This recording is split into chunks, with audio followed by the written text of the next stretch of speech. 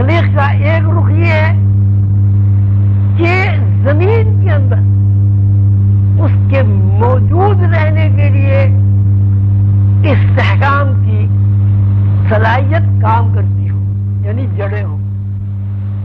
اور تخلیق کا دوسرا قانون یہ ہے، یہ قانون کا دوسرا رخ یہ ہے کہ اس کا تعلق اوپر سے ہو. تو تخلیق جب بحیثیت مخلوق کی ہوتی ہے تو اس کا تعلق اسفل سے ہوتا ہے، لیکن جب مخلوق کی حیثیت میں ظاہر ہو جاتی ہے اور مزید مخلوق کو جنم دینے کے لیے خالقیت کی ذیلی صفت کو استعمال کرتی ہے تو اس کا رخ اوپر کی طرف ہوتا ہے.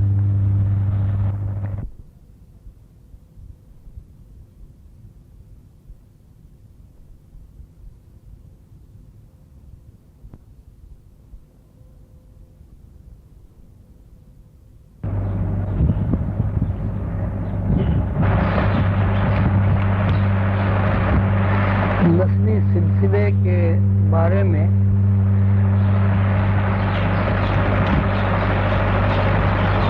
مادی اعتبار سے انسان حیوانات کی تخلیق یکساں نوعیت کی ہے. یعنی جس طرح آدم کے یہاں اولاد ہوتی ہے اور جس طرح آدم کی اولاد زندگی گزارتی ہے اور آدم کی اولاد کو وسائل کی ضرورت پیش آتی ہے، بالکل یہی صورتحال حیوانات کے لیے بھی ہے. مثلاً جو طریقہ کار انسان کی پیدائش کا ہے وہی طریقہ کار حیوانات کی پیدائش کا ہے. حیوانات میں چوپائے ہوتے ہیں، دو پائے بھی ہوتے ہیں، دو پیروں سے چلنے والے جانور بھی ہوتے ہیں، رینگنے والے جانور بھی ہوتے ہیں اور اڑنے والے پرندے بھی ہوتے ہیں. انسان پیدا ہونے کے بعد جب اختیاری حرکت کے قابل ہو جاتا ہے اور زمین پر چلتا ہے تو اس کے چلنے میں جو اعضاء معاونت کرتے ہیں وہ دو ہاتھ اور دو پیر ہیں. اگر دو ہاتھ دو پیروں میں سے کوئی عضو باقی نہ رہے تو انسان کے چلنے میں دقت پیش آتی ہے یا وہ چلنے سے معذور ہو جاتا ہے. اسی طرح جب ہم چوپاؤں کے اوپر نظر ڈالتے ہیں تو وہاں بھی ہمیں ان کے دو ہاتھ دو پیر نظر آتے ہیں. یہ الگ بات ہے کہ ہم کسی گائے کے ہاتھوں اور پیروں کا تذکرہ پیروں سے کرتے ہیں، اس کا نام ہاتھ نہیں رکھتے. لیکن جس طرح انسان کے دو ہاتھ ہوتے ہیں، دو پیر ہوتے ہیں اور یہ دو ہاتھ دونوں پیر اس کی چال میں اس کے معاون ہوتے ہیں، اس کے لیے بیلنس کا ذریعہ بنتے ہیں، اسی صورت سے چوپائے بھی اپنے دو اگلے ہاتھوں سے اور اپنے دو پچھلے پیروں سے بیلنس کرتے ہیں اور چلتے پھرتے ہیں. اس کے بعد دوسری حیوانات میں جو دوسری نوع ہے وہ پرندے ہیں.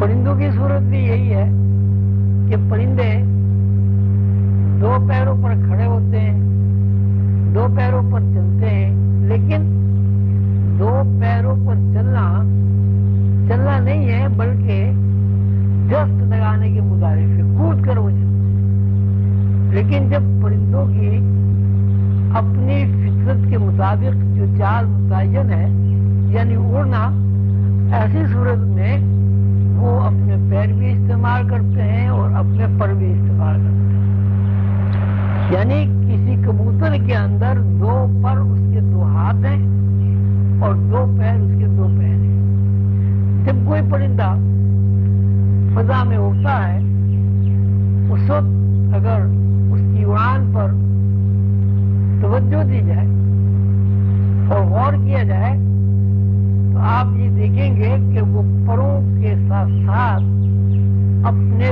پنجوں کو بھی حرکت دیتا ہے۔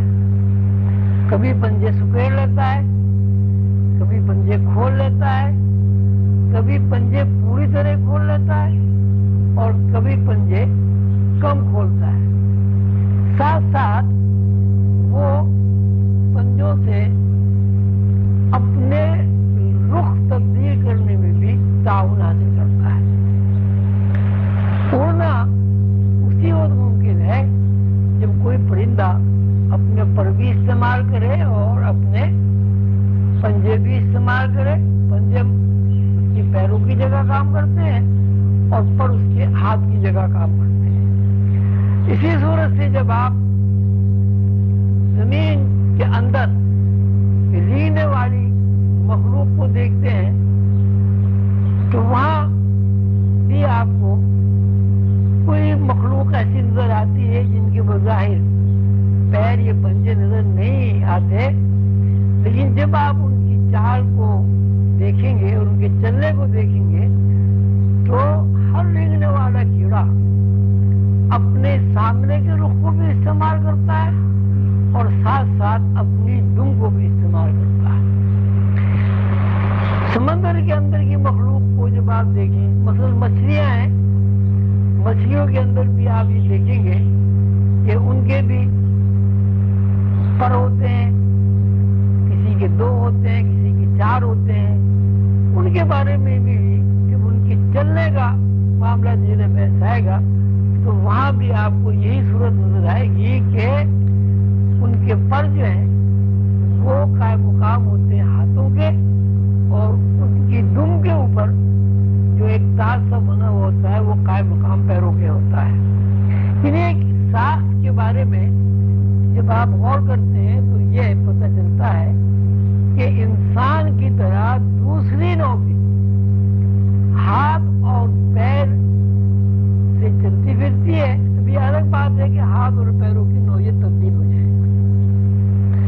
یہی صورت پرندوں میں ہو یا چرندوں میں ہو یا چوپائے میں ہو، نسل کشی کی ہے۔ جو بھی طریقہ انسان اپنی نسل کشی کے لیے اختیار کرتا ہے وہی طریقہ چوپائے بھی استعمال کرتے ہیں، وہی طریقہ پرندے بھی استعمال کرتے ہیں، وہی طریقہ زمین کے اوپر رینگنے والے کیڑے بھی استعمال کرتے ہیں۔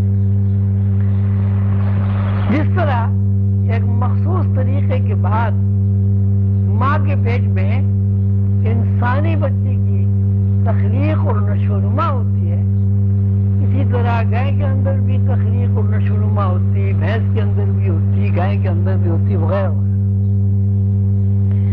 زندگی کو گزارنے کے لیے اور زندگی کے لیے وسائل حاصل کرنے کے لیے جس طرح انسان کے اندر سوراخ ہے، اسی طرح بکری کے اندر بھی سوراخ ہے، گائے کے اندر بھی سوراخ ہے، کبوتر کے اندر بھی سوراخ ہے۔ انتہا یہ ہے کہ باریک ترین ذرہ چیونٹی جو بہت ہی چھوٹی ہوتی اس کے اندر بھی یہ سوراخ آپ کو ملیں گے۔